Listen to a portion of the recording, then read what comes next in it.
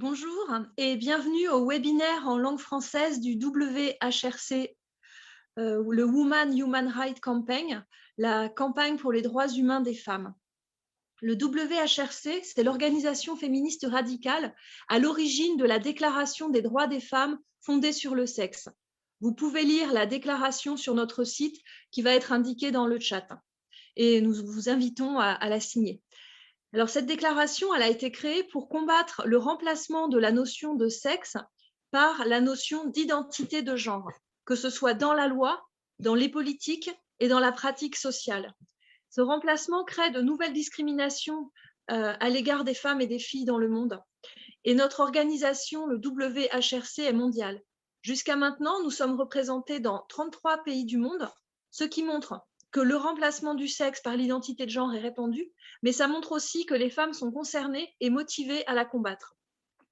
Notre déclaration réaffirme les droits des femmes fondés sur le sexe tels qu'ils ont été présentés dans la CEDEF, la Convention sur l'élimination de toutes les formes de discrimination à l'égard des femmes, adoptée le 18 décembre 1979 par l'Assemblée générale de l'ONU et qui est entrée en vigueur le 3 septembre 1981. À ce jour, la CEDEF a été ratifiée par 189 États sur les 195 du monde. Notre Déclaration des droits des femmes fondée sur le sexe est composée de 9 articles, parmi lesquels l'article 4 réaffirme le droit des femmes à la liberté d'opinion et d'expression. L'article 4 de notre déclaration se fonde sur l'article 19 de la Déclaration universelle des droits humains de l'ONU de 1948, qui garantit la liberté d'opinion et la liberté d'expression sans être inquiété pour ses opinions, et sur l'article 20 qui garantit le droit à la liberté de réunion et d'association pacifique. Alors aujourd'hui, nous allons vous parler d'un des groupes de travail du WHRC France, c'est le groupe Rebelles du genre. Rebelles du genre, c'est un podcast disponible sur YouTube, Instagram, Facebook, Twitter, WordPress et SoundCloud. Rebelles du genre recueille des témoignages de femmes qui sont devenues critiques du genre et aujourd'hui, nous allons entendre les femmes à l'origine de ce projet. Alors, vous pourrez écrire vos questions dans l'application questions-réponses de l'application Zoom. Je vais maintenant donner la parole à l'équipe de Rebelles du genre pour qu'elle se présente. Donc, je donne la parole à Blandine. Bonjour, je suis Blandine, voilà, je suis dans l'équipe Rebelles du genre et je parlerai dans 2 minutes de la genèse du projet. Et je passe la parole à Aurore. Bonjour, je suis Aurore, je suis féministe, donc je suis rebelle du genre et je suis là pour accompagner mon équipe. Bonjour, moi je suis Mélissa et je fais partie de l'équipe Rebelle du genre. Bonjour, moi je m'appelle Camille Girard et je suis une rebelle du genre également. Nous avons également Rita dans notre équipe, mais elle n'a pas pu se joindre à nous pour ce soir, mais on pense fort à elle. Je voulais juste rappeler l'article de la Déclaration universelle des droits de l'homme et l'article 19, et je vais vous le lire pour un petit reminder. L'article 19 prévoit que tout individu a le droit à la liberté d'opinion et d'expression, ce qui implique le droit de ne pas être inquiété pour ses opinions et celui de chercher, de recevoir et de répondre, sans considération de frontières, les informations et les idées par quelque moyen d'expression que ce soit. L'article 4 de la Déclaration universelle des droits des femmes, donc cet article réaffirmant le droit des femmes à la liberté d'opinion et d'expression. Les États devraient s'assurer que les femmes ont le droit de ne pas être inquiétées pour leurs opinions. Ceci devrait inclure le droit à la liberté d'opinion sur l'identité de genre, sans faire l'objet de harcèlement, de poursuites ou de sanctions pénales. B. Les États devraient soutenir le droit des femmes à la liberté d'expression, y compris le droit de rechercher, de recevoir et de répondre des informations et des idées de toute espèce, sans considération de frontières, sous une forme orale, écrite, imprimée ou artistique, ou par tout autre moyen de son choix. Ceci devrait inclure la liberté de répandre des idées sur l'identité de genre, sans faire l'objet de harcèlement, de poursuites ou de sanctions pénales. C. Les États devraient soutenir le droit de chacun à désigner autrui sur la base de son sexe biologique, plutôt que sur celle de l'identité de genre. Dans tout contexte, les États devraient soutenir le droit de chacun à désigner autrui sur la base du sexe biologique, plutôt que sur celle de l'identité de genre. Dans tout contexte, Les États devraient reconnaître que les tentatives par les institutions, les pouvoirs publics et les organismes privés de contraindre les individus à utiliser les termes relevant de l'identité de genre plutôt que du sexe biologique constituent une forme de discrimination à l'égard des femmes et devraient prendre des mesures pour éliminer cette forme de discrimination. Les États devraient interdire toute forme de pénalisation, de poursuite ou de sanction des personnes qui rejettent les tentatives visant à contraindre d'identifier autrui sur la base de l'identité de genre plutôt que sur la base du sexe biologique. Voilà, et je passe le flambeau à Blandine. Merci beaucoup. Alors, donc moi, je vais revenir un peu sur la genèse de notre projet, qui maintenant n'est plus un projet. Au début, c'était un projet. Maintenant, c'est quelque chose qui a été abouti, en tout cas, qui est in progress. En fait, les réunions du WHRC sont souvent, dont je fais partie, bien sûr, sont souvent l'objet des moments d'un peu d'anxiété parce qu'en fait, on voit ce qui se trame, on voit les progrès des personnes qui essayent d'éroder les droits des femmes et qui essayent en fait, de nous effacer, tout simplement. D'ailleurs, ce n'est pas pour rien que au départ, on s'appelait l'effacement des femmes. Hein, notre groupe s'appelait Effacement des femmes. Et donc, en fait, un jour, on discutait et on s'échangeait finalement nos raisons pour lesquelles on était critique du genre et pourquoi on était là. Et en écoutant ces femmes qui parlaient de tout ça, on s'est dit, mais en réalité, on forme un bon panel des bonnes raisons pour lesquelles le genre, c'est quand même de la crotte et qu'on doit absolument lutter contre ça. Donc, en l'écoutant, en prenant un peu du recul, je me suis dit, ce qui serait intéressant, ce serait de pouvoir faire entendre toutes ces bonnes raisons au plus grand public. Et en même temps, on s'est aperçu aussi que c'était très, comment dire, ça nous faisait du bien de pouvoir avoir un endroit, un moment où on puisse s'exprimer sans s'auto-censurer en fait, par rapport à ces questions-là. Parce qu'en fait, vous faites toutes, j'imagine, l'expérience de moments sociaux dans lesquels vous ne dites pas le fond de votre pensée, et pourtant vous savez que vous avez raison, mais tout simplement parce que c'est dangereux pour plein de points de vue. Voilà.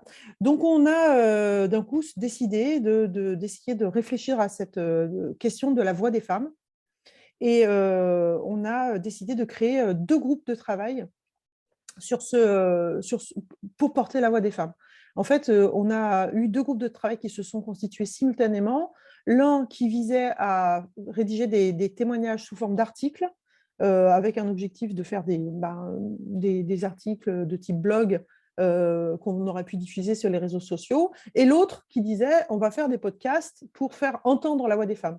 Bon, évidemment, ce double projet n'a duré que 24 heures. On s'est rendu compte assez vite que c'était la même chose, c'était juste les supports qui étaient différents, et donc on a regroupé nos forces très vite, et du coup, on est passé à une équipe de taille suffisamment solide en fait, pour pouvoir mener ce projet à bien. Donc ça, c'était en mois de juin. Et ensuite, on a passé un certain temps à réfléchir à ce qu'on voulait. Donc, et à comment le faire pour que ce soit bien fait. Hein, parce que notre objectif, c'est quand même d'atteindre une masse critique à partir de laquelle ça redeviendra possible de parler de ces questions-là en société. Donc, vraiment, viser la masse critique, c'est donc poser le doute dans le plus d'esprit possible, jusqu'au moment où ça ne deviendra plus quelque chose de honteux ou de dangereux de dire « je suis critique du genre ». Enfin, moi, je ne ressens pas de honte du tout à le dire, mais je sais à quel point ça peut être dangereux. Donc, 2 objectifs, hein, libérer la parole des femmes, parce qu'on nous silencie sur tout, y compris là-dessus, et en particulier surtout là-dessus, parce que c'est aujourd'hui l'attaque la plus violente et la plus virulente et la plus dangereuse contre les droits des femmes, et en même temps diffuser cette parole pour qu'elle soit entendue, tout en documentant ce qui se passe. Parce que là, aujourd'hui, on est quand même à un moment de l'histoire où il y a une tentative de retour en arrière qui est très, très effrayante, qui est mondiale, qui est à tous les niveaux, en fait, de l'échelon le plus local jusqu'au niveau mondial. Et donc, il faut documenter ça, il faut être capable de dire dans 20 ans, regardez, comme aujourd'hui, on regarde les pédocriminels d'il y a 20 ans et on leur dit, non, mais les gars, vous avez complètement merdé. Nous, en fait, on veut pouvoir documenter ça aussi, parce que dans 20 ans, on pourra leur dire, les gars, vous avez vraiment merdé. Voilà. Donc, on a décidé de se donner du temps, par contre, pour faire ça bien. Et donc, notre équipe a réfléchi aux objectifs qu'elle se donnait et aussi on a raisonné en termes de fonctionnement. Donc, on a un fonctionnement qui est féministe. Ça signifie qu'il y a toutes les fonctions, il y a personne qui a à soi tout seul tous les codes du groupe. On partage les choses. On doublonne ou on triplonne chaque fonction, c'est-à-dire que quelle que soit la mission que l'on doit faire, il y a 2, 3 ou 4 personnes qui sont capables de la faire. Voilà, donc ça signifie que si l'une de nous a un coup de mou, elle peut se mettre en retrait, se reposer et ça continue à fonctionner, ce qui est sur le plan de la pression, de la charge mentale féministe. Voilà. Et également, dans l'autre sens, il n'y a pas une personne qui, à elle toute seule, peut prendre des décisions pour le groupe. Voilà, même si après, on a des investissements qui peuvent être variables, hein, bien sûr, comme dans tout groupe. Hein. Voilà, donc on a décidé de fonctionner comme ça. Et puis, on a passé un temps considérable à réfléchir au ton qu'on voulait avoir. Par exemple, pour trouver notre titre, Rebelle du genre, on a passé un certain temps à vraiment se poser la question des mots, parce qu'on voulait faire ça bien du premier coup. Et je suis assez fière du résultat qu'on a obtenu, parce qu'effectivement, Rebelle du genre, ça dit vraiment qui on est et ce qu'on veut. En fait, ça parle de nous les femmes. Nous, on est rebelles du genre, c'est-à-dire critique du genre, abolitionniste du genre, et on ne se positionne pas vis-à-vis des hommes, on se positionne vis-à-vis de nous-mêmes. Voilà. Et donc, on a aussi passé beaucoup de temps à conceptualiser, je dirais, un temps de gestation en fait, du projet. On a commencé à réfléchir au questionnaire. Donc, le questionnaire, Mélissa va vous en parler bien après, hein, vous dire un petit peu les questions. Mais en tout cas, on a peaufiné chaque question du questionnaire pour pouvoir ensuite obtenir réellement un résultat qui soit exploitable et qui permette vraiment de mettre le doigt sur le problème, hein, les problèmes du genre. Voilà. Je pense que j'ai dit l'essentiel. Oui, on a aussi réfléchi à la façon, à notre posture par rapport au reste du monde, c'est-à-dire toutes les personnes qui allaient nous attaquer à droite, à gauche, derrière, dessus, etc. Donc, on a décidé que, premièrement, on a comme principe de ne pas répondre aux attaques, de ne pas donner d'outils aux personnes qui nous attaquent. Par contre, on pratique la suppression sans préavis, sans discussion de tout commentaire qui ne nous plaît pas. On n'est pas du tout un lieu de démocratie pour les masculinistes. Certainement pas. Oui, bien sûr, des attaques. On en parlera après si tu veux bien, Stéphane, mais oui, bien sûr, des attaques, on en a eu. Et justement, d'ailleurs, dans les décisions diverses qu'on a prises, on a décidé de ne pas s'occuper de la haine, c'est-à-dire qu'en fait, il y a une chef de la haine, on a la responsable de la haine, c'est Camille, qui a créé un dossier haine dans notre ressource informatique, et dans laquelle on archive par contre soigneusement tout ce qui est écrit, tout ce qui est, et on trace tout ce qu'on peut tracer, évidemment, parce qu'on n'est pas non plus là pour se faire marcher dessus, et évidemment, plus on nous entend, plus ça les énerve, évidemment. Je dirais qu'on pouvait s'y attendre, on s'y attendait. Voilà. Mais en tout cas, on a décidé de passer zéro énergie là-dedans, c'est-à-dire que, en fait, c'est un peu leur stratégie. Hein. Ils nous paralysent, ils siphonnent notre énergie en nous insultant et en nous menaçant. Et du coup, on est un peu sidéré par les attaques. Et pendant tout le temps qu'on pense à réfléchir à comment on va se défendre, comment on va expliquer qu'on n'est pas transphobe, etc., en fait, pendant ce temps-là, on ne fait pas des choses pour les femmes. Donc non, en fait, zéro. On les traite par le mépris. Ça nous fait bien rire parce qu'il y a quand même il y a des trucs qui sont drôles, mais tout n'est pas drôle. Mais en tout cas, c'est zéro énergie. C'est vraiment le jour où j'aurai une deuxième vie, peut-être que je lirai leur merde, mais le reste du temps, ça ne m'intéresse pas du tout. Voilà. Camille, tu veux parler de la façon dont on fonctionne aussi au niveau technique? Je crois que c'est ton tour de parler.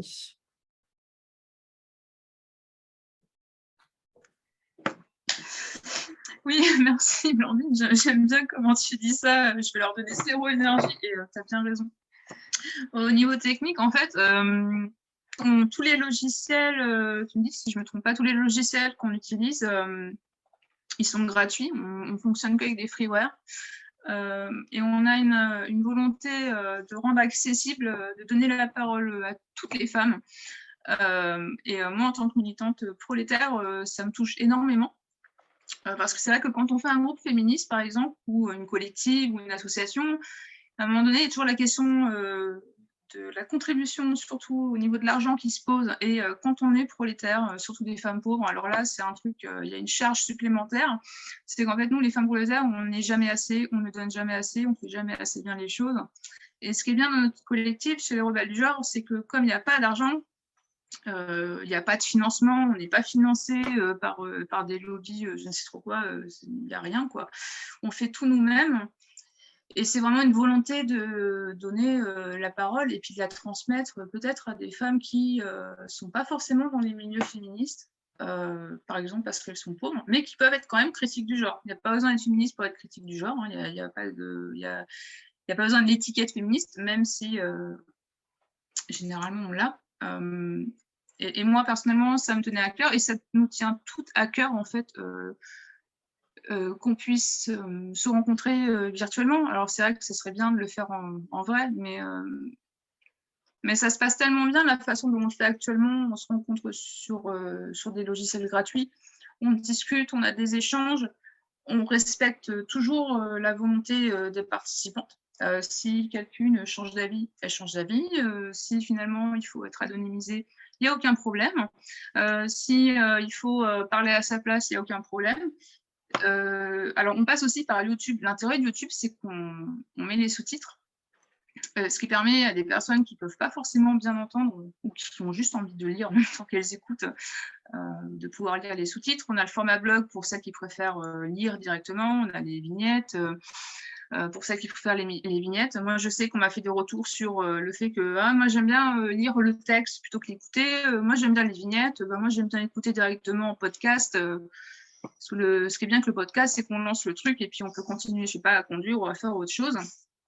Et on peut aussi rejoindre des femmes qui habitent à l'autre bout de la France ou pas forcément, enfin, à l'autre bout de la France métropolitaine, mais aussi dans les départements outre-mer. On peut vraiment... en fait, c'est ouvert à toutes les femmes qui sont des femmes.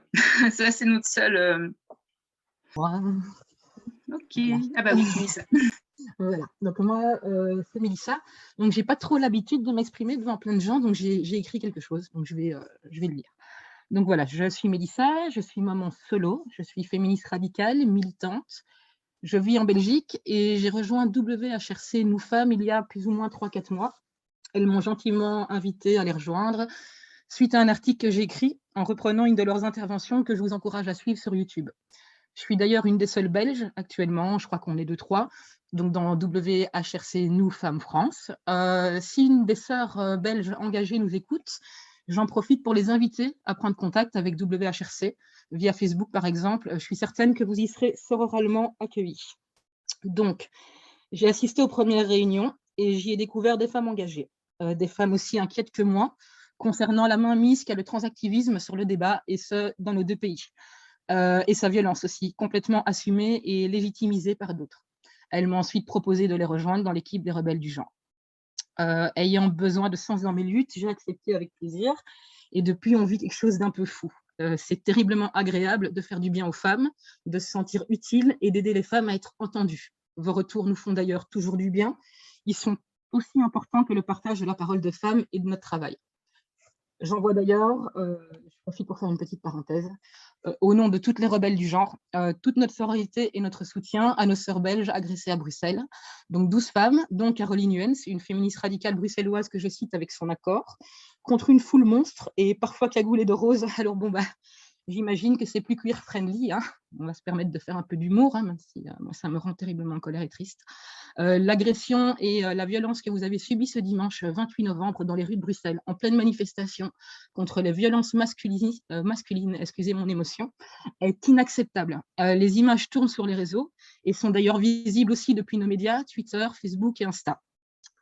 Mon cœur ne se remet toujours pas de vos appels à l'aide devant une foule au mieux silencieuse et donc complice, au pire une foule autrice de violence, de la part de gens qui voudraient que je les considère femmes, tout comme moi, la violence masculine jusque dans leur poing armé. Ah, ben tiens les gars, il va falloir vous calmer, hein. Moi je n'ai pas l'habitude de me laisser insulter, alors le faire depuis ma propre bouche, rêvez pas trop.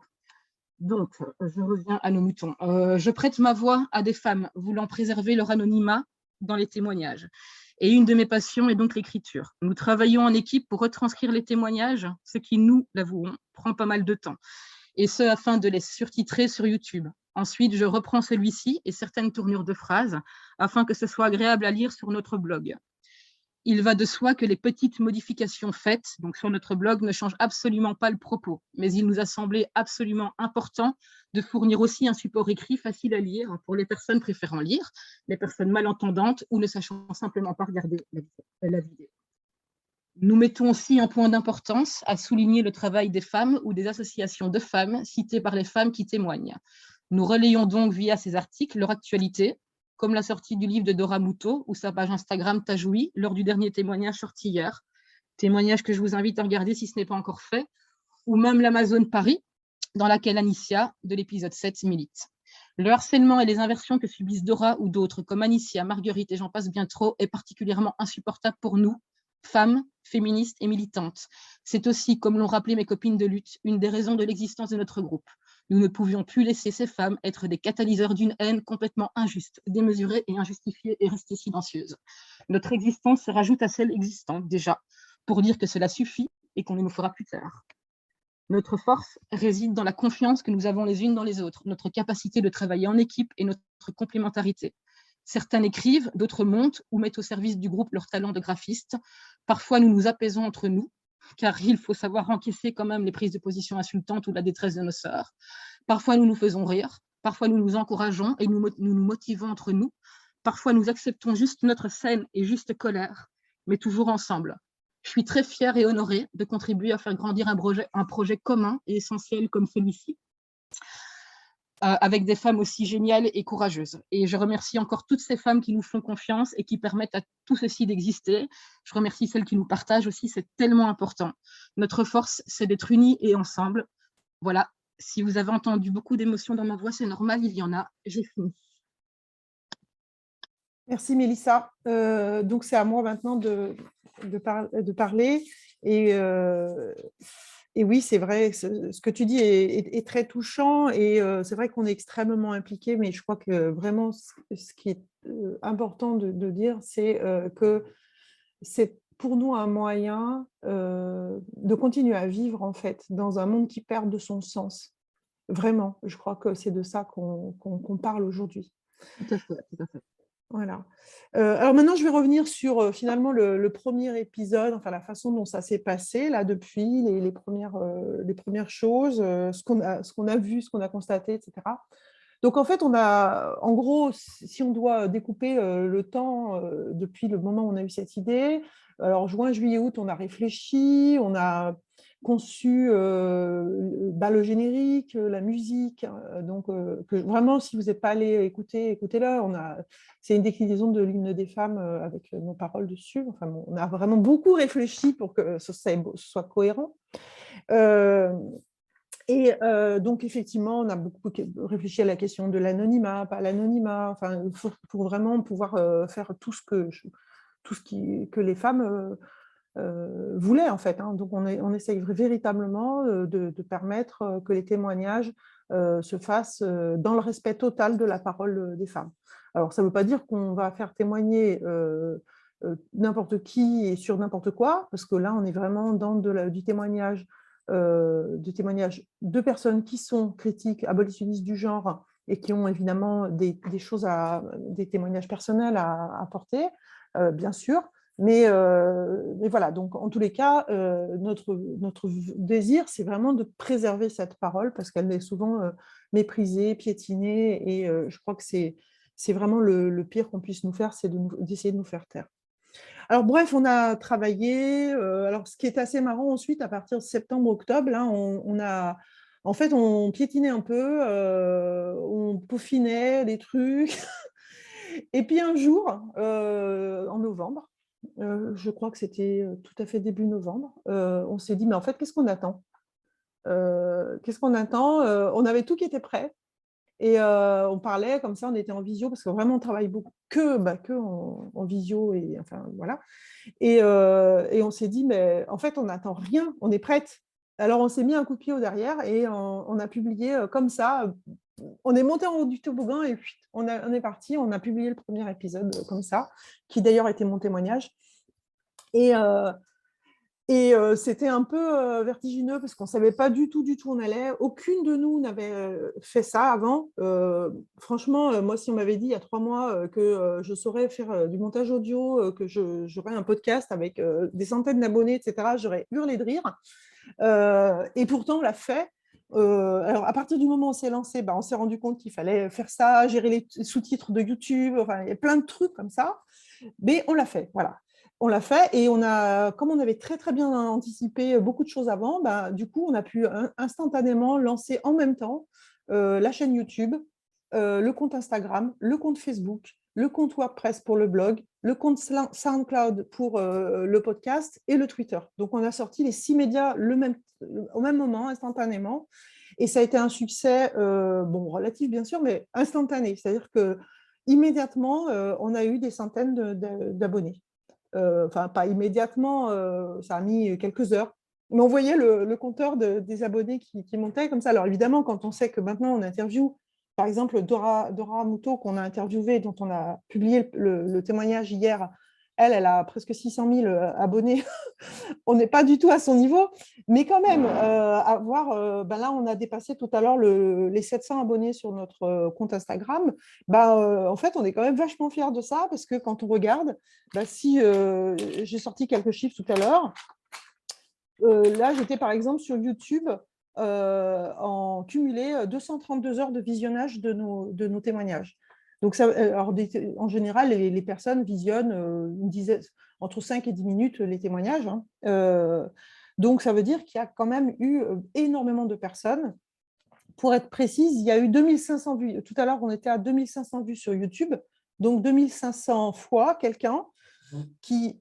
Alors, parfois, les gens regardent plusieurs épisodes, c'est même souvent le cas, mais en tout cas, qui regardent et qui, du coup, soit vont développer une argumentation complémentaire par rapport au fait qu'elles étaient déjà critiques du genre, mais ça va leur amener des arguments de plus, soit carrément découvrir le sujet. Et dans les commentaires qu'on a, on a effectivement des personnes qui nous disent « Ah, mais j'avais jamais vu les choses comme ça, mais c'est grave ce qui se passe. » Et en fait, comme nous, notre objectif, c'est bien de faire atteindre le pic trans, c'est-à-dire ce moment où on se dit mais cette idéologie, c'est de la merde, en fait.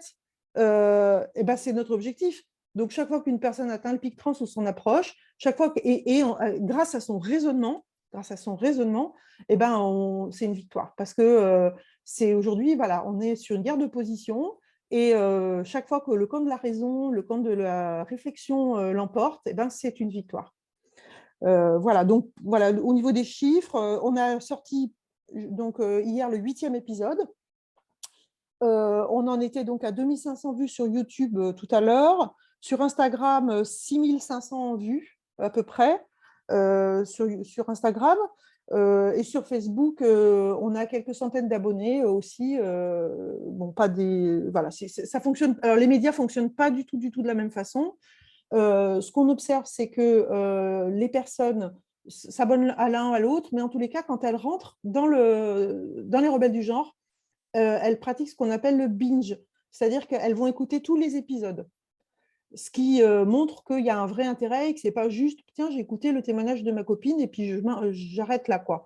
Il y a réellement, les personnes vont s'abonner, pas toutes, mais en tous les cas, elles vont regarder les épisodes qui ont été publiés avant.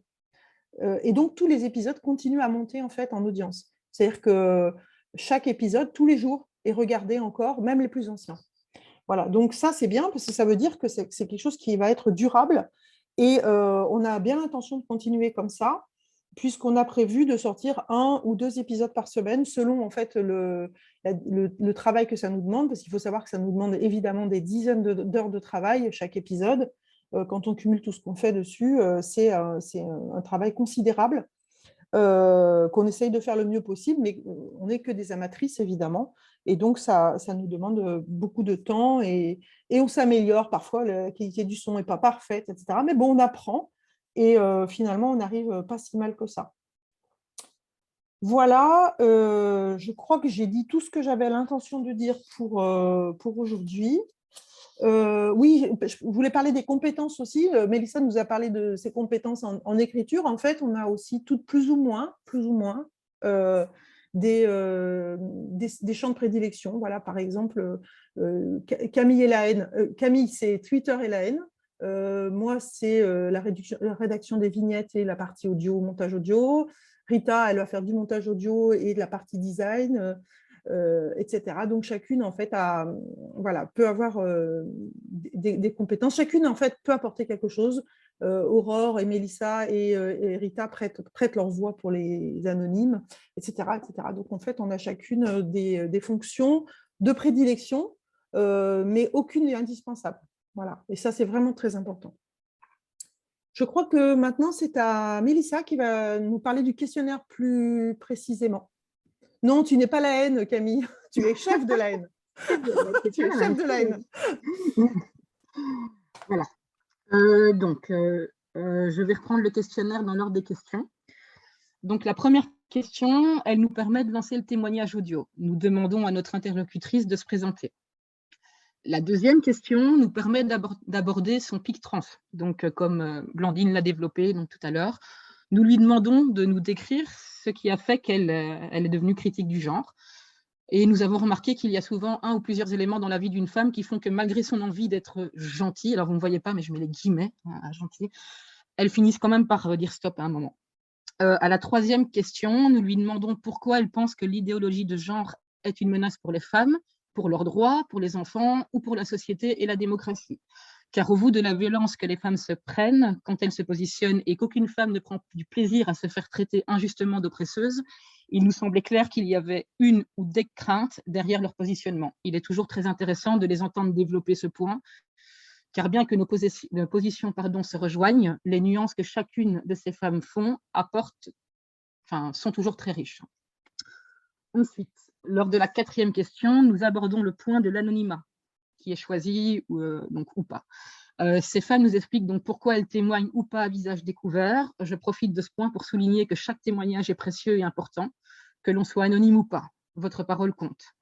À la cinquième question, nous lui demandons une anecdote personnelle. Nous remarquons donc bien que les violences restent les mêmes. Cette misogynie ambiante peut prendre bien des visages. La sixième nous permet de clôturer en laissant un espace un peu plus libre à la femme qui témoigne, en lui demandant si elle a quelque chose à ajouter. Donc voilà, lors de ces témoignages, nous tentons au maximum d'être plusieurs pour recevoir sa parole.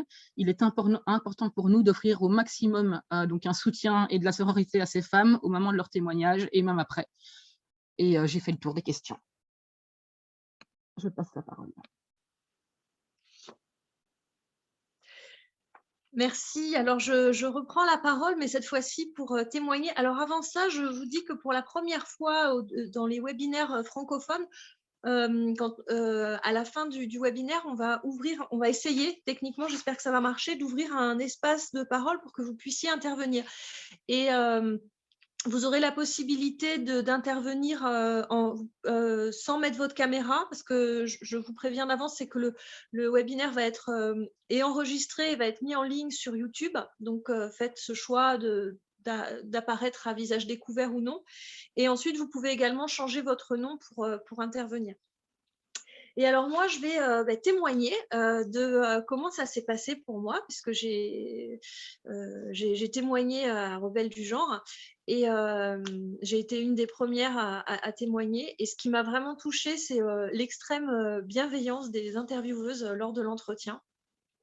Et aussi le fait qu'il y avait un réel choix d'anonymat ou pas d'anonymat, sans aucun jugement de valeur. C'est vraiment super important. Et ce que j'ai trouvé pertinent aussi, c'est le choix de présenter les témoignages en mode audio, parce que ça permet vraiment à chaque femme de décider. Le fait de prêter la voix à celles qui veulent rester anonymes. Et ce que je comprends, parce que on risque quand même des violences. Enfin, on est plein en avoir subi. Et moi, j'ai fait le choix de parler ouvertement parce que c'est vrai que c'est important de savoir ce qui est bon pour soi. Et pour moi, en fait, déjà, dès le début, j'avais la volonté de témoigner dès que les copines ont mis en place ce groupe. Mais j'ai mis du temps parce que dans le témoignage, je parle de violences que j'ai subies et j'étais totalement sidérée. Et quand on est sidéré, on a du mal à mettre des mots sur ce qu'on a vécu et surtout, on a du mal à faire quelque chose de court. Donc, du coup, j'ai mis du temps. Et dès que j'ai été prête, et ça, j'ai trouvé ça très, très, très bienveillant de la part des intervieweuses, c'est d'attendre que je sois prête, que je sois sortie de cet état de sidération pour être capable de raconter ce qui m'était arrivé. Et moi, j'ai décidé donc de ne pas témoigner de manière anonyme parce que ce qui m'est arrivé, c'est qu'on a vraiment voulu me faire taire et que je trouvais ça vraiment angoissant qu'on veuille me faire taire. Donc, j'ai dit, non, je ne vais pas me taire et je vais témoigner ouvertement. C'est vraiment super important aussi d'entendre d'autres témoignages, d'entendre qu'on n'est pas seul et d'entendre l'analyse politique des autres femmes qui témoignent. Mais ce qui a été important pour moi aussi, c'est que là, ce que Rebelles du genre font, c'est qu'elles donnent un espace pour s'exprimer publiquement si on en a envie, ou anonymement si on veut se protéger.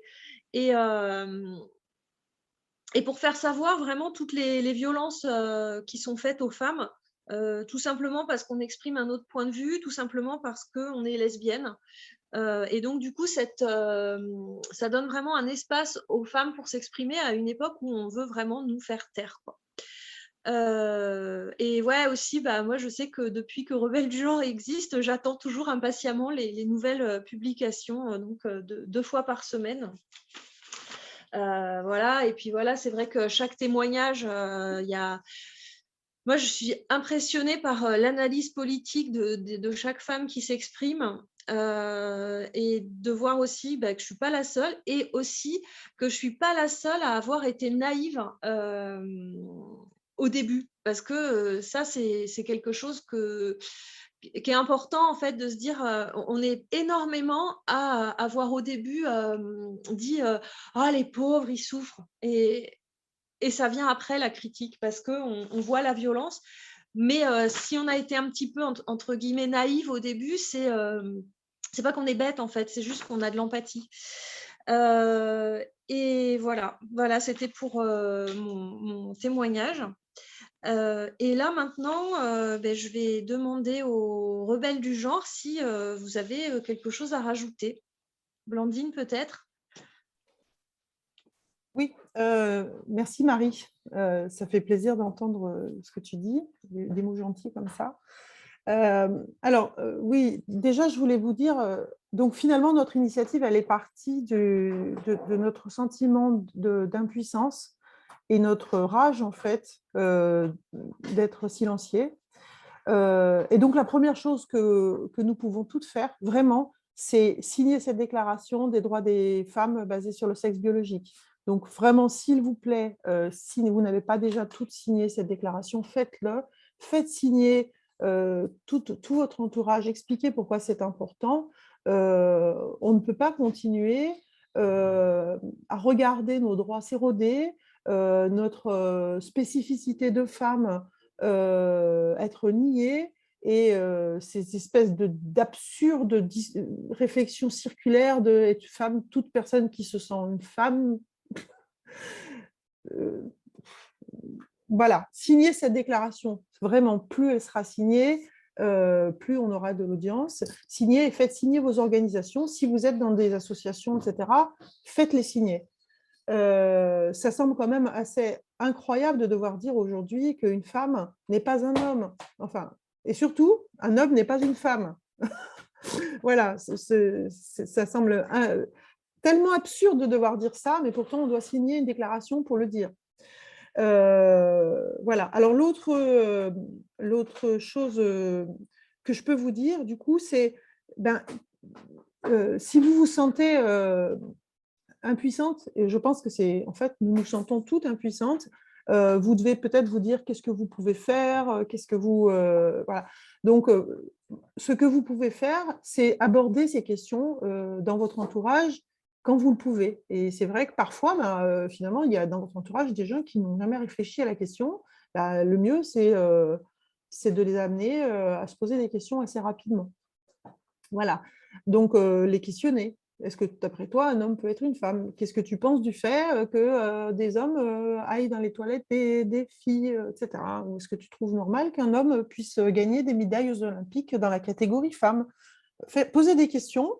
Voilà, et en tout cas, ce que vous pouvez faire aussi, et là, vous êtes un peu partout dans le monde, et je vois qu'il y a des personnes de partout, c'est super, diffuser la parole des femmes, en fait, qui témoignent. Notre podcast, il est là pour être diffusé.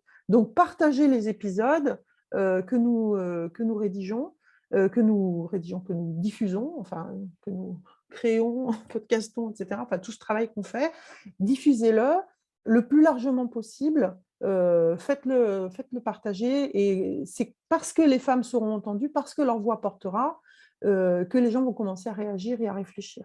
Donc vraiment, si vous avez envie de faire quelque chose, je crois que ce qu'il faut faire, c'est ça, c'est soit s'annoncer, soit même critique du genre, ce qui n'est pas toujours possible, soit essayer de diffuser la parole d'une réflexion critique du genre.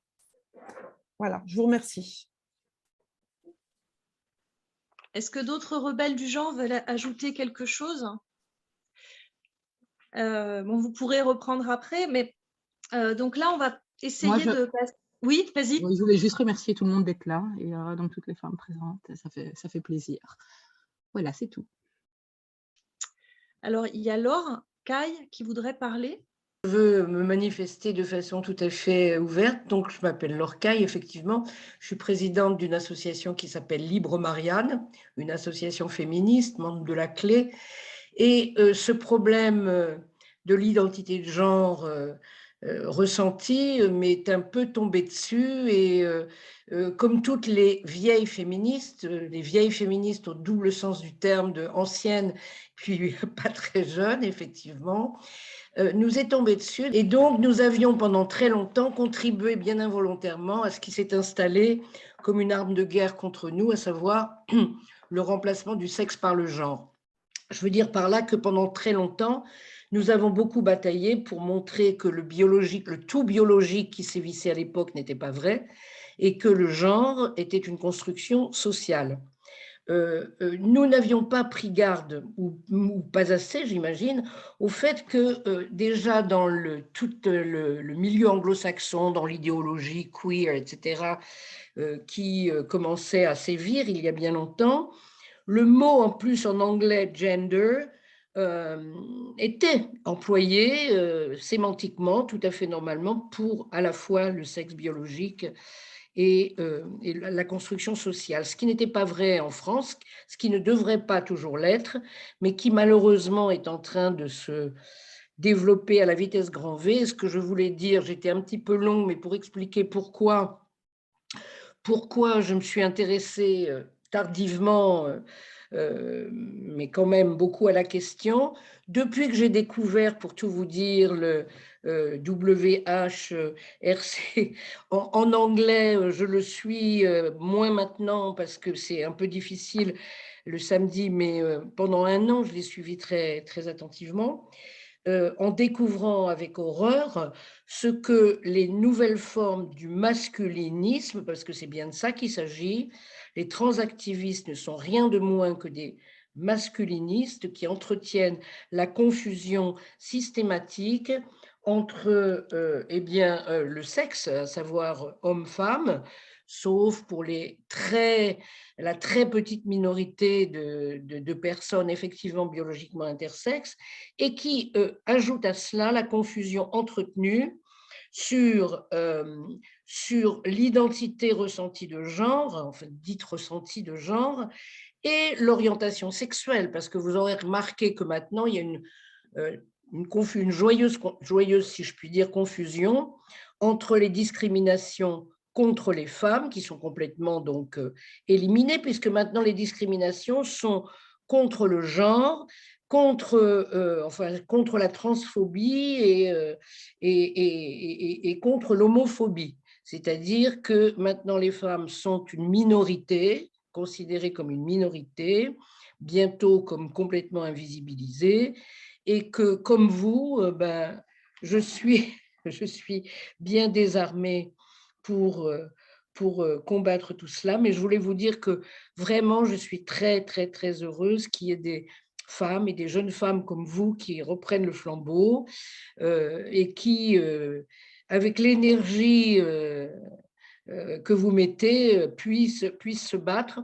Parce qu'actuellement, ce qui se passe dans toutes les lois, vous aurez remarqué, dans toutes les lois qui sont soit en discussion, soit qui passent sans discussion, encore en ce moment, la loi qui est passée sans discussion à l'Assemblée nationale et qui est en discussion, pas plus de discussion au Sénat, sur la loi contre les thérapies de conversion, ce sur quoi évidemment nous sommes d'accord, sur l'horreur que constitue une thérapie de conversion, mais nous demandions que soient absolument inclus également les thérapies d'affirmation, de transition affirmative, c'est-à-dire les blocages de puberté à des âges de plus en plus précoces, pour des enfants qui ne se sentent pas bien ou à qui on dit qu'ils ne se sentent pas bien dans leur sexe d'origine et non pas assigné, comme ça aussi, autre escroquerie sémantique que le sexe assigné, et qui se voient confier et qui se voient à des charlatans le plus souvent et dans des thérapies d'affirmation, c'est-à-dire blocage de puberté, souvent des petites filles, d'ailleurs plus souvent des petites filles, souvent irréversibles. Écoutez, je suis un peu désordonnée dans mes propos, mais pour vous dire que le danger, il est vraiment réel, hein, que les parlementaires qui n'en savent pas plus que la majeure partie des individus ne voient absolument pas, enfin, les parlementaires, y compris des femmes malheureusement, mais en tout cas dans les hommes, on a pourtant alerté, on essaie d'alerter, on a fait des communiqués de presse, mais tout le monde considère que le compassionnel, c'est de mettre dans le même sac les discriminations et les violences contre les femmes, contre les transsexuels, contre les homos de tous les sexes, mais enfin, j'observe quand même que ce sont des activistes gays et pas lesbiennes qui sont aux côtés des transactivistes violents, et que il ne se passe pas de jour que dans des lois ou dans des projets de loi, l'invisibilisation des femmes, la négation de la différence fondamentale biologique entre un homme et une femme, et le fait que les violences ne sont pas dirigées contre le genre, construction sociale, mais bien contre le sexe biologique, disparaît de plus en plus. J'ai été longue, je m'en excuse, mais je vous remercie beaucoup. Je voulais surtout vous remercier. Je peux peut-être revenir. Merci pour ce témoignage. Il y a eu une question qui est passée qui disait « Pourquoi est-ce que vous avez choisi de vous appeler rebelle du genre et pas rebelle de l'identité de genre ?» En fait, tout simplement parce que ce qui opprime les femmes, c'est le genre. C'est pas l'identité de genre en est un des avatars, mais les féministes, elles luttent contre le genre qui est en fait l'ensemble des stéréotypes sexistes que l'on va adosser à un sexe. Voilà, c'est le genre qui nous opprime. L'identité de genre, c'est une des façons, moult façons, mais comme vous pouvez le voir dans les témoignages, on a aussi des survivantes de l'inceste, du voile obligatoire, qui parlent aussi d'autres questions qui sont liées au genre, hein, des choses qui arrivent à des femmes parce qu'elles sont des femmes, par exemple. Hein. Le voile, par exemple, le témoignage d'Afaf est très clair. Sa critique du genre, elle vient pas, c'est pas seulement l'identité de genre, on ne se bat pas contre juste des personnes qui actuellement développent cette espèce de, je sais pas, de sémantique chelou là. Non, ce que nous on veut combattre en tant que féministes, c'est carrément le genre. Merci, et je voulais rajouter aussi que de plus en plus de personnes, parce que là, en fait, on a été énormément de féministes à s'inquiéter de cette idéologie, et il se trouve que là, maintenant, je rencontre des personnes, alors que sans même aborder le sujet, des personnes de mon entourage me disent il y a un problème. Donc, c'est quand même assez rassurant de voir que… alors, en fait, ces personnes-là, elles n'arrivent pas forcément à mettre des mots sur le problème, Mais elles me disent, ah bah tiens, enfin des personnes, par exemple des personnels de l'éducation nationale qui me disent, ah j'ai reçu une circulaire qui dit des trucs complètement délirants. Et puis, bon, bah, alors du coup, on en discute. Je leur dis que je fais partie du WHRC et qu'on réfléchit à ces questions-là depuis un petit moment. Mais voilà, c'est quand même assez rassurant de voir que d'autres personnes que les féministes commencent à s'inquiéter de tout ça. Ouais, je vais prendre la parole. Ah, ok, bah voilà, salut Anne, je te laisse faire. Mais pas longtemps, parce que j'ai bien l'intention de le faire à visage découvert à un moment donné, mais là, je suis encore un peu coincée. Je viens aussi d'avoir un clash assez énorme avec ma fille, notamment sur le sujet. Et je suis encore assez bouleversée par ça. Je me suis peu bouleversée par ce genre de choses, mais là, c'est ma fille. C'est un peu plus compliqué. Et je voyais que un de ces arguments, en fait, parce que je parlais de Bruxelles, ce qui s'était passé, parce qu'elle me demandait, tiens, tes amis, comment ça s'est passé à Bruxelles, comment elles se sentent. Donc, et puis après, elle me dit, ah oui, c'est horrible, mais elle me dit, voilà, mais c'est comme pour les musulmans, c'est pas tous les musulmans. Donc oui, non, c'est pas toutes les personnes transgenres qui agressent évidemment au queer, mais bon, j'essaye de lui expliquer un tout petit peu que les conséquences, même au niveau politique, sont importantes. J'ai quand même eu le réflexe de lui dire, bah, tiens, bon, tu respectes la religion de tout le monde, j'espère le faire aussi, mais de là à vouloir à ce qu'on m'impose cette religion, voilà. Oui, ma fille a 24 ans. Et donc, j'ai été fort secouée et là, maintenant, elle ne veut plus que je lui parle parce qu'elle me dit, bon, bah, ça va être compliqué, je ne veux pas parler politique avec toi, sauf que le privé est politique. Et c'est douloureux pour moi de me rendre compte que cette idéologie-là touche à ce point nos enfants, quoi. Moi, je vois des jeunes toute la journée.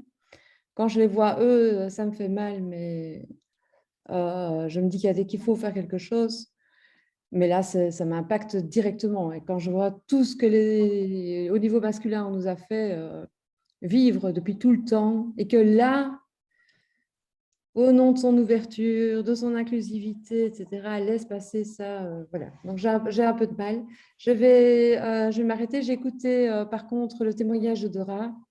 Je l'ai envoyé à ma fille. J'espère que ça passera mieux qu'un texte qui vient de Tradfem. Et d'office, elle arrêtera. Et donc, voilà, je vous remercie. Enfin, finalement, j'ai parlé beaucoup. Je laisse la parole à d'autres. Du coup, je prends la parole très rapidement par rapport à ce que tu viens de dire, Anne. En fait, à Rebelles du genre, évidemment, on a maintenant de nombreuses femmes qui se proposent pour témoigner. Et donc, on ne pourra pas forcément traiter toutes les propositions à court terme. En revanche, il y a justement, il y a certaines situations qui nous semblent devoir être priorisées. Par exemple, justement, les familles qui sont touchées dont, par exemple, une fille quitte le navire en feu, ou une femme dont le mari subitement se réveille en se disant « Oh, je suis une femme !» excusez-moi d'avoir ri, mais voilà, c'est pas du tout drôle. Ou des femmes qui auraient perdu, par exemple, une compétition face à un homme transidentifié, ce genre de choses-là. S'il vous plaît, du coup, si vous avez ce genre de situation, ça nous intéresse vraiment de pouvoir développer ces questions-là, et aussi les questions des violences sexuelles dans le mouvement queer, qui sont énormes et qui sont aujourd'hui complètement tabous. Et voilà, comme ça, je vous vois, et vous me voyez, je suis un homme, et bon, pas si fier de l'être, surtout ce soir quand je vous entends, mais je veux que ma voix se joigne au vôtre, parce que je suis très heureux de vous entendre parler comme ça, très heureux de savoir combien vous avez déjà approfondi la question, et beaucoup plus que de la plupart des hommes, ou la plupart des connaissances masculines, qu'effectivement c'est un mouvement masculiniste qui rejoint financièrement aussi, c'est sur le plan des pouvoirs sociaux, qui rejoint les proxénètes, les mouvements de protection du proxénétisme et des prostitueurs, et qui rejoint aussi les musulmans intégristes, et tout ça, c'est à peu près la même chose qui est en train d'essayer de contrer, après la vague MeToo, toute cette allant social qu'on voyait apparaître. Enfin, je suis tout à fait solidaire avec vous. Merci. Oui, alors c'est une particularité de ce mouvement, mais ce n'est pas la première fois qu'un mouvement fait disparaître une catégorie pour qu'on puisse plus soit la protéger, soit mettre en place des politiques. Ça a été le cas, Blandine parlait tout à l'heure de la culture pédocriminelle des années 70 qui passait son temps à clamer que l'enfance n'existe pas. Donc, s'il n'y a pas d'enfant, il ne peut pas y avoir de pédocriminalité. Et en fait, on retrouve la même chose. S'il n'y a pas de femmes, il ne peut pas y avoir de violence contre les femmes. Et c'est vraiment une des techniques des agresseurs de faire disparaître une catégorie soit vulnérable, soit qui subit des violences ou des discriminations, pour qu'en fait, ensuite, on ne puisse plus lutter contre ces violences ou ces discriminations. Je voulais rajouter une petite parenthèse, je me permets. Hein. Je disais il y a quelques temps, j'étais complètement cynique, mais je le voyais arriver. Bientôt, on ne pourra plus nommer nos agresseurs, en fait. On ne pourra plus dire que les hommes nous oppriment. Et voilà, ça rejoint un peu tout ça, et je voulais juste le poser ici. Alors, moi, j'ai une question, parce que j'ai vu apparaître dans le chat un mot. Alors, ils inventent beaucoup de mots, mais alors là, c'est quoi finta? Est-ce que quelqu'un peut me répondre? Oui, moi je peux. Est-ce que c'est Bonjour encore une Marie. insulte contre nous? Oui.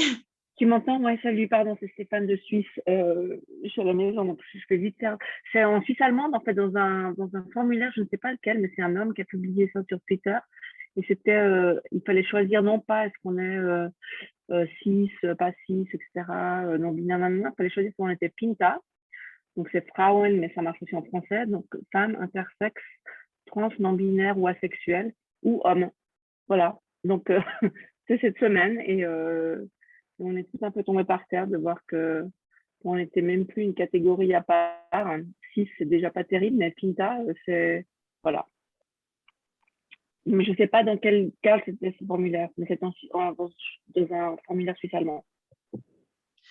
Mais en France, en fait, la secrétaire d'État chargée aux violences faites aux femmes, enfin à l'égalité femmes-hommes, on lui a rajouté et aux LGBT, et ce qui est complètement délirant, puisque en fait, c'est pas du tout les mêmes mécanismes. La violence anti-LGBT, c'est pas la même chose que les violences faites aux femmes, puisqu'il n'y a pas d'appropriation des homosexuels par les hétérosexuels. Il va y avoir de la violence homophobe ou transphobe, mais il n'y a pas d'appropriation. Alors que les femmes, c'est complètement différent, c'est complètement un autre mécanisme. Il y a une appropriation des femmes par les hommes, mais il n'y a pas d'appropriation des LGBT par les hétéros, ça n'existe pas. Donc, ça perturbe complètement la compréhension des différentes violences, et du coup, ça ne permet pas de lutter efficacement contre toutes ces violences. Voilà. Bonjour. Oui, je voulais vraiment pouvoir témoigner ici dans cette discussion à visage découvert, parce que je fais plus que un coming out sur Facebook, que je perds énormément d'appuis politiques, mais qui n'ont jamais été des appuis politiques, puisque effectivement, on utilise... Je suis artiste, de toute façon, ça fait déjà pas mal de temps avec Mélissa qu'on prépare mon témoignage, et que j'ai reporté. Ça, je l'ai déjà dit, j'ai déjà posé comme question si on pouvait le faire avec Blandine, donc je vais essayer de faire court, mais je voulais absolument passer ici parce que je suis les violences qu'on a subies dimanche passé. Mon visage est à découvert, il n'y a aucun problème là-dessus. J'en ai absolument marre de me cacher, pas de me cacher, parce qu'en plus, c'est ça qui est le plus grave, c'est que ça fait des années que je ne me cache absolument pas sur Facebook. C'est mon nom, j'ai déjà été censurée, bloquée, juste parce que je mettais une photo avec une femme avec les seins nus, voilà, ou moi-même, voilà, en vacances. Et, et j'ai vu, donc ça, j'en parlerai plus dans mon témoignage, mais ici, directement après, juste 6 jours après la manif, tous les journalistes que je connaissais en Belgique me pètent dans les mains.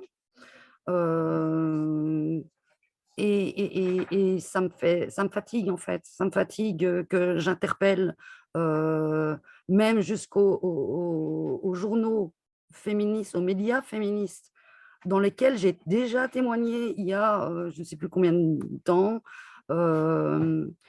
J'ai témoigné par rapport à la violence que subissent les enfants dans les couples, mais de la violence familiale, enfin, contre évidemment les femmes, mais les répercussions que ça a sur les enfants. Et j'ai témoigné dans ce magazine, un magazine belge féministe qui s'appelle Axel, parce que ça vraiment, ça m'a tuée, quoi. Ça m'a vraiment tuée. Je connais plein de féministes et plein de journalistes et plein de personnalités politiques qui se prétendent féministes, pro-femme, progressistes, et personne de tous ces amis, alliés, n'est venu dans mes MP me demander mon témoignage et de me demander de m'expliquer, d'expliquer ce qui s'était passé, mon point de vue, le point de vue des rats de femmes qui sont fait massacrer là. Mais, enfin, massacrer, j'exagère, nous sommes bien d'accord, mais voilà, on est massacré parce qu'on a déjà vécu, on ne devient pas féministe radical pour rien, on ne critique pas ça. Je m'installe comme cible sur Facebook, je partage tous vos témoignages rebelles, je le dis sur mon blog, partout. Et la violence que je me reçois, c'est des gens qui se prétendent progressistes ou féministes ou anarchistes ou qui me pètent dans les mains. Et c'est insupportable, quoi. Je vis ça depuis des années et des années et des années. Je me suis mise... j'ai fait de l'hôpital psychiatrique pour toutes les violences que je subissais dans tous des milieux progressistes de la part de mes compagnons. J'ai décidé... Enfin, j'ai perdu ça fait 4 ans que je n'ai pas vu mon fils aîné. Fils aîné qui a été tabassé par son père, quand il avait 6 ans. Ça fait partie de mon témoignage sur le magazine dont je parle. Et donc voilà, ce fils-là et le père de ce fils-là continue encore aujourd'hui à me harceler ou à ne pas dire la vérité, raconter des saloperies sur mon compte et sur le compte, sans doute, je suppose, parce qu'il essaye quand même de l'acheter encore, de mon fils cadet qui, lui, a choisi maman. Voilà. Et avec toutes les théories psychologisantes de merde du style ben oui, c'est normal, il est le plus jeune et donc fait le complexe d'Édipe. Par contre, l'aîné, qui est plus raisonnable, a bien compris que sa mère ne veut pas se soigner et qu'elle est dangereuse, qu'elle est toxique. Enfin bon, les inversions habituelles. Mais ça, je les vis, ces inversions habituelles, absolument dans tous les milieux dits progressistes. Et depuis des années, et puis des années et des années. Voilà, c'était court, j'espère, pour vous. Et merci d'avoir mis mon visage, puisque je mets mon visage partout. Voilà, j'en ai marre d'avoir peur. Et je pense qu'effectivement, plus on sera nombreuses à parler en son nom. Et je n'en veux absolument pas à celles qui ne peuvent pas, tout simplement, parce qu'elles perdraient leur travail, parce que ceci, parce que cela. Mais moi, justement, j'ai perdu mon travail. Je n'ai plus aucune espérance de faire carrière. Je n'ai plus aucune espérance d'être propriétaire un jour, enfin, etc. Donc, tout ce que j'ai perdu, je le gagne en liberté et je veux le mettre au service des femmes et des enfants. Et donc, voilà. Merci à vous de m'avoir entendu. Merci beaucoup pour ton témoignage. Et j'ai vu dans le chat quelqu'un qui parlait de l'inversion de culpabilité, mais c'est vraiment ça qu'ils sont en train de faire. Dans les stratégies des agresseurs, inverser la culpabilité, c'est un des piliers de la stratégie. Et là, en fait, ce qui est en train de se passer, c'est qu'ils nous agressent de manière ultra violente en disant que c'est nous les agresseuses, alors qu'à aucun moment j'ai entendu de féministes que eux appellent TERF appeler à la haine ou à brûler des trans, alors qu'eux passent leur temps à dire on va brûler des femmes sur des bûchers, mais c'est totalement délirant. Par rapport au cas de harcèlement, moi, il y a un homme sur Twitter, il y a quelques semaines, qui a essayé de m'intimider. Je pense que c'était vraiment une intimidation, une tentative d'intimidation de sa part. En fait, il m'a posé une question sur un membre de ma famille en me demandant « Et au fait, comment va tel membre de ta famille ?» sur Twitter, et je ne connaissais pas cette personne. Donc, le truc, c'est déjà, tu es là sur Twitter, il y a quelqu'un qui te demande « Au fait, comment va machin ?» Et là, tu dis, mais déjà, je ne connais pas cette personne. Cette personne me parle de ma famille. What the fuck, quoi. Et cette personne se fait passer pour une femme. Et puis, finalement, je fais des petites recherches de mon côté. Et après, je me rends compte qu'effectivement, mon premier sentiment était le bon. C'est un mec qui se fait passer pour... qui se dit féministe radicale et lesbienne, en plus de ça. Sinon, c'est pas drôle.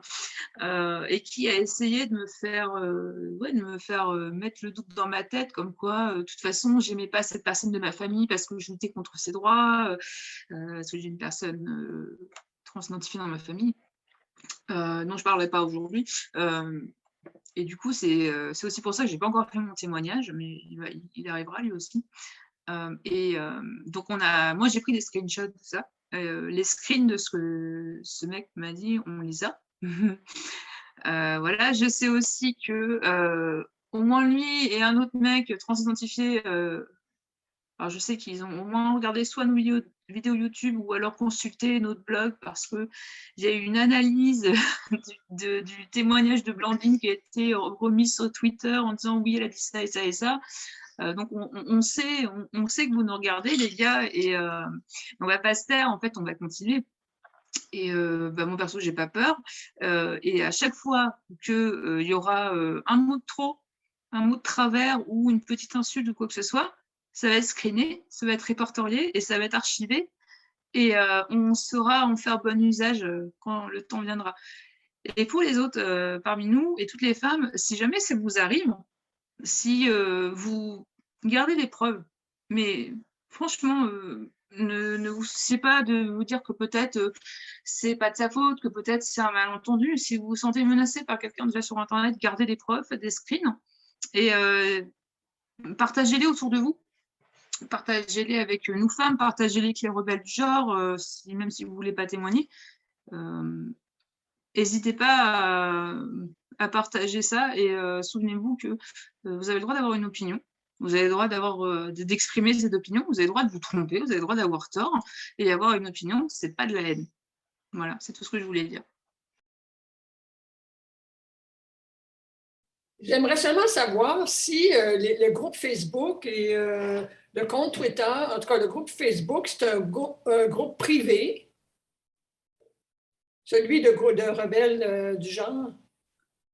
Ah bah, du coup, je vais répondre. Non, ce n'est pas du tout privé. Tu peux D'accord. Et puis Twitter, j'aimerais savoir si vous avez eu des problèmes de Twitter ou de Facebook qui voulaient vous bloquer. C'est ça ma question. En fait, pour le moment, non, ce n'est pas arrivé. Il faut dire qu'il faudrait quand même qu'ils cherchent bien la haine pour justifier une censure, parce que là, pour le coup, je pense qu'on n'a à aucun moment attaqué de personne ou menacé. Alors évidemment, le petit ego fragile de certains hommes peut souffrir de critiques féministes, hein, mais je dirais que c'est même un peu l'objectif. Mais non, pour le moment, non. Voilà, après, on espère que ça va continuer comme ça. On ne se fait pas de doute, hein. On voit bien que là, ce soir, on a parmi nous une Laurie là, qui fait le troll là, et qui est venue un peu espionner pour voir comment ça se passait, les vrais féministes. Donc, on sait très bien qu'on est espionné. Dès qu'on publie quelque chose, c'est disséqué, etc. on voit bien que ça les ennuie un peu quand même, parce que voilà, quand on publie des choses, ben c'est disséqué, etc. On sait aussi qu'ils ont une forme de pouvoir, mais nous, on pense qu'on a la vérité dans notre camp et la raison. Donc, ça ne nous fait pas peur. Pour le moment, voilà.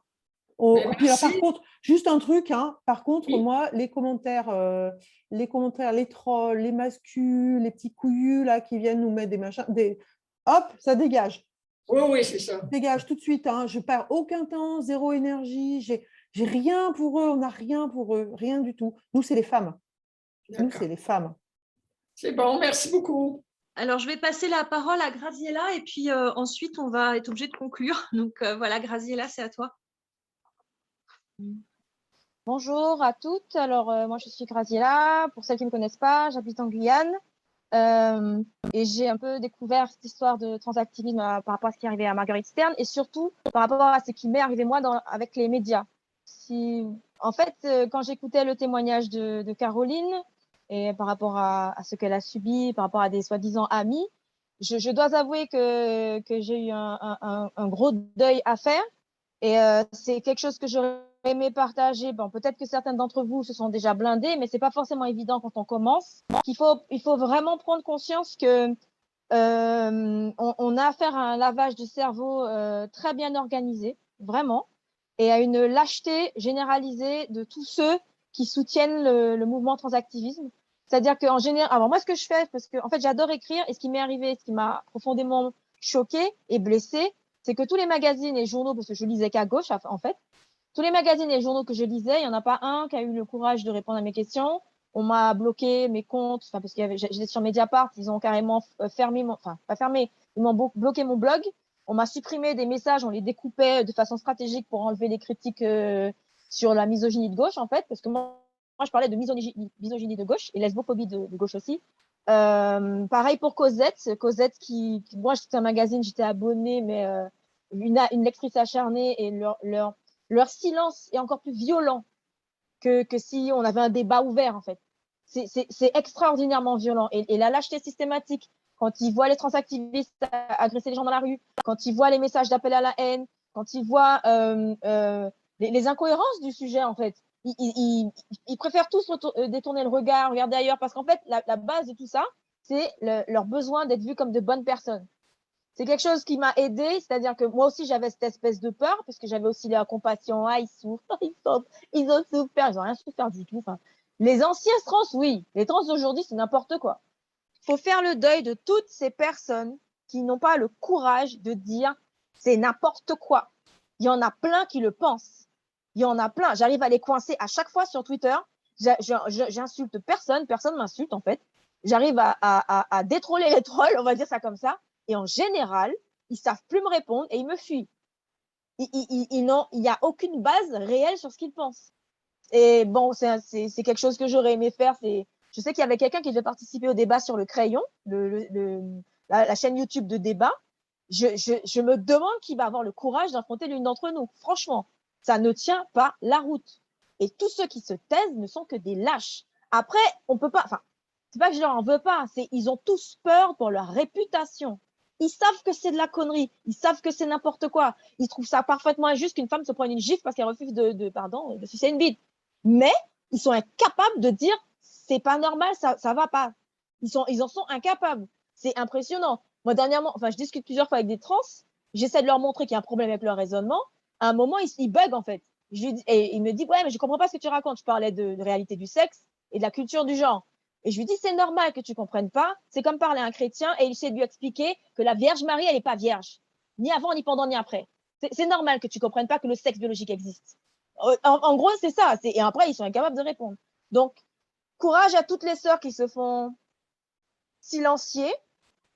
J'espère qu'à un moment, on aura 2-3 personnes assez... Il y a même des journaux qui nous... Parce qu'il y a eu Marianne, il y a eu un peu le Figaro, je ne sais pas qui encore a relayé. Il y a Charlie Hebdo, c'est sûr. Cette semaine, il y a Charlie Hebdo, il y a un gros article. C'est vrai? Il faut que j'aille le voir. Mais sinon, à un moment, j'ai un profond sentiment d'être orpheline politiquement.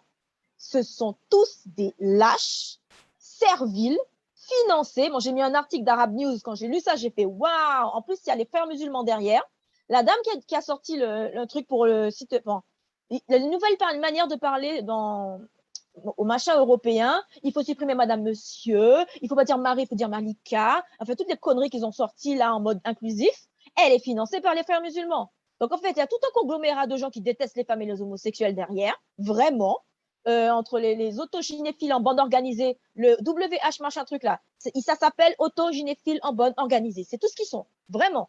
Il y a cette hyper misogynie, cet hyper sexisme. Nous sommes des machins à vulve à pénétrer qui doivent être soumises et silencieux. C'est tout ce qu'on est à leurs yeux.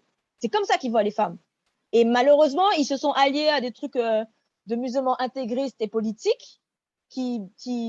Franchement, j'ai lu l'article, je me suis dit c'est une blague, mais non, mais ça vient d'Arab News, donc je me dis bon, ok, et ben voilà, les Arabes le disent, ils ont plus d'influence dans les pays arabes, ils se sont reconvertis en woke et en queer, d'où l'ultra-violence envers les femmes qui doivent se taire, qui doivent trouver la joie dans le hijab, et les lesbiennes qui doivent apprendre à guérir leur répulsion du pénis. C'est n'importe quoi, mais quand tu sais qu'il y a tout ça derrière, tu te dis ok, mais je sais toujours pas pourquoi ils n'arrivent pas à dire ça va trop loin. Je ne sais pas c'est quoi leur limite. Ils vont tous l'atteindre à un moment, je pense. Je ne sais pas quand. Mais en attendant, nous avons raison. Nous sommes dans notre bon droit. Ça va faire mal le nombre d'amis qu'on va perdre. Ça va faire mal toutes les conneries qu'on va raconter sur nous. Moi, chaque fois que j'ai un truc sur France Inter, je me dis c'est pas possible qu'ils soient aussi cons, vraiment.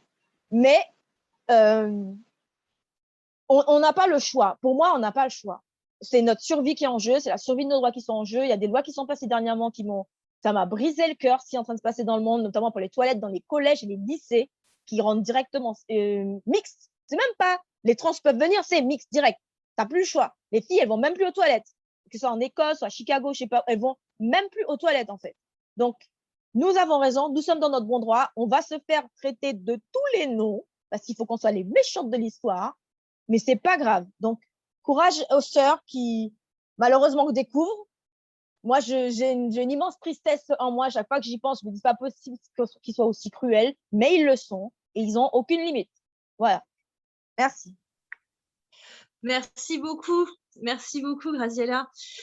Eh ben, on arrive à la fin du webinaire, donc vraiment merci à toutes, aux conférencières, aux rebelles du genre, voilà, à tout le monde. Donc la vidéo, je le redis, sera diffusée sur YouTube. Si vous comprenez l'anglais, vous pouvez aussi voir les vidéos du WHRC en anglais. Et également les précédentes conférences. Donc, le prochain webinaire, il aura lieu le 2 janvier et vous allez recevoir une invitation par mail puisque tous les premiers dimanches du mois, on fait un webinaire. Donc, il y a pas mal de liens dans le chat. Recopiez-les rapidement, notamment le lien vers la déclaration des droits des femmes fondée sur le sexe. Sinon, vous pouvez taper déclaration des droits des femmes fondée sur le sexe, WHRC, vous tomberez sur le site. Donc, je vous rappelle que vous pouvez signer, partager la déclaration. Vous pouvez, donc c'est womensdeclaration.com, tout attaché. Voilà, je surveille l'heure parce c'est bientôt terminé. Merci encore et à dans un mois. Merci à toutes pour être venues nous voir aujourd'hui et pour nous avoir écoutés. Merci infiniment.